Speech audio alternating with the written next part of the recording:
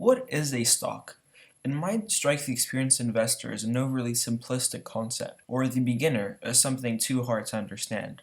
Well, it is actually neither. In general, there are many types of stocks and shares, but we will be looking at the type that applies to the ones in the stock market. Those stocks are basically pieces of publicly traded companies, the key word here being publicly traded. When a company is trading publicly, then anyone can buy into it and become a part owner of the company, thus becoming what we call a shareholder.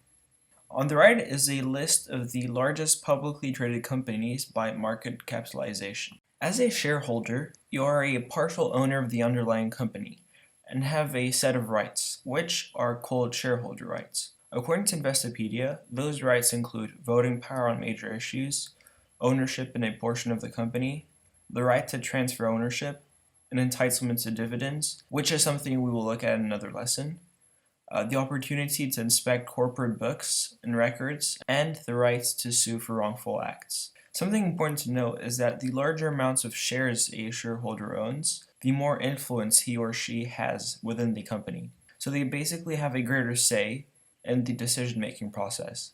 Shareholders also attend shareholder meetings where key decisions are made.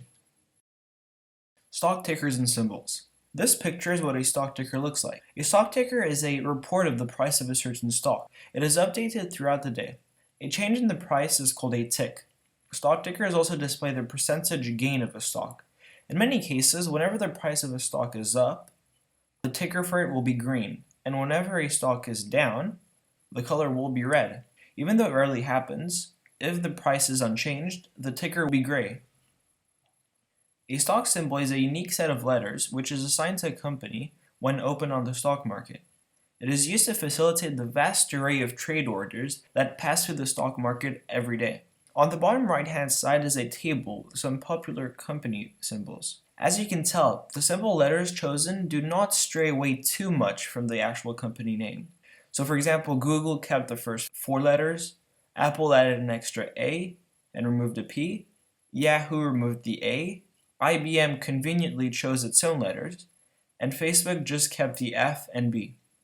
An important thing to realize is that some companies open to the stock market earlier than others, so they have a greater chance of picking the letters they want. So for example, IBM opened in 1978, when there weren't as many companies as there are now.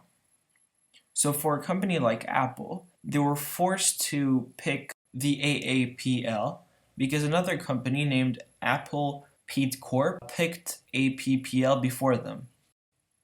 And this concludes the first lecture on what is the stock market.